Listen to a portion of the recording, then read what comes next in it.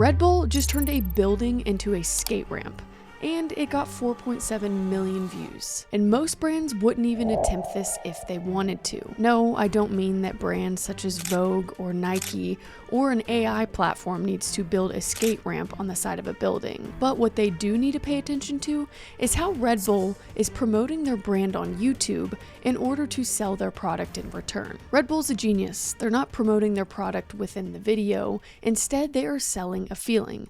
That feeling in return on YouTube is turning into more sales than ever. So if you're a brand or a creator listening to this video, I'm about to show you exactly what Red Bull did to make this video so successful on the platform. First, let's talk about the title, Biggest Skate Ramp Ever, and then in parentheses, world record. Do you notice what's not in the title here? Red Bull.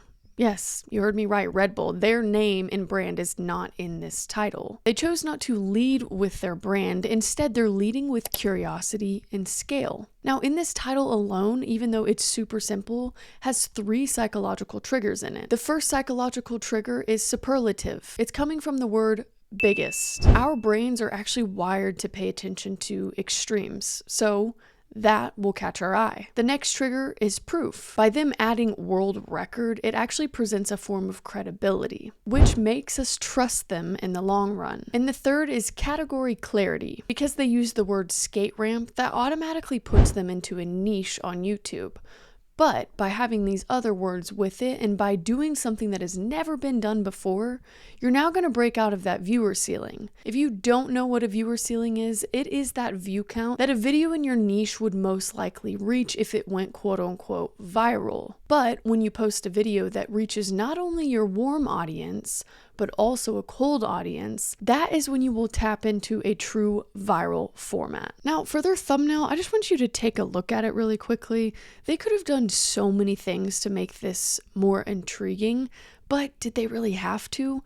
No. And that's the thing that sometimes people miss when they're posting on YouTube, is they're trying to do too much, and sometimes less is more. For example, they chose this thumbnail to be the point of view of the ramp that the skater is going down. They decided to use a scale structure, which is a tiny human on top of a large ramp. And that scale kind of alarms our brains to think, is this actually real?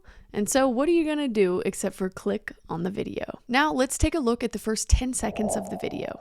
This is the biggest skate ramp in the world, and I'm going to attempt to skate down the side of it.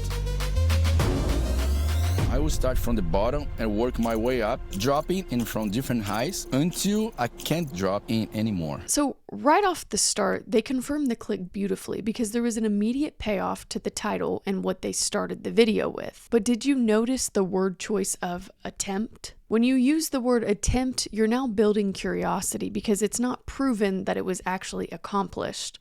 That's the first open loop of curiosity that they started just in the first 10 seconds of the video. When you open a curiosity loop for viewers, their brain feels the need to have the answer, which will likely keep them watching for longer. Now let's take a look at the next couple seconds of the video. This first one is 55, 60, 65, and then 70.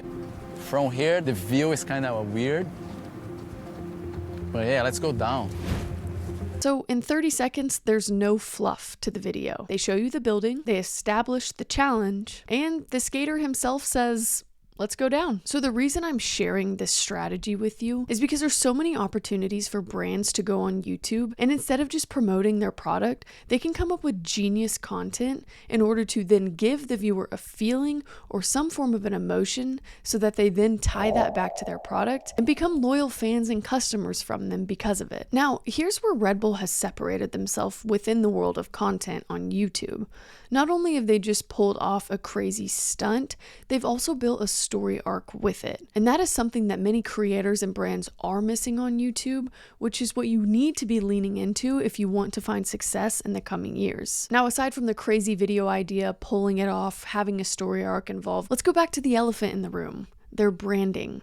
Again, they did not lead with their brand in the title. They did not lead with their brand in the thumbnail. But here's where their brand did show up. The Red Bull logo appears in multiple different places. Here are some of them.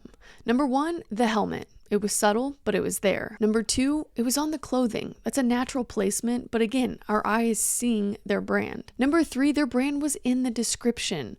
Having those keywords in a description as a brand is actually really smart because YouTube is the second largest search engine in the world, aside from Google.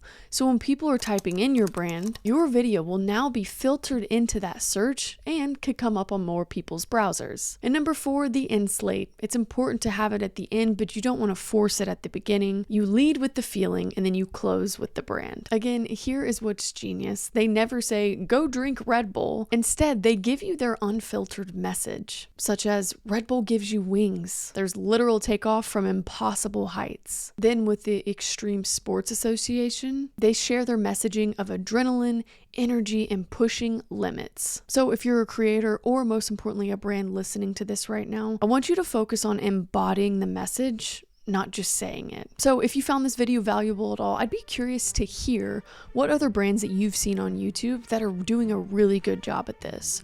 Or on the contrary, some brands that maybe aren't doing as well, but you would like to see them doing it better. This is day 14 of Inside the Mind of a YouTube Strategist, where I break down viral strategies so that you don't have to. You can go ahead and check out day 15 right here.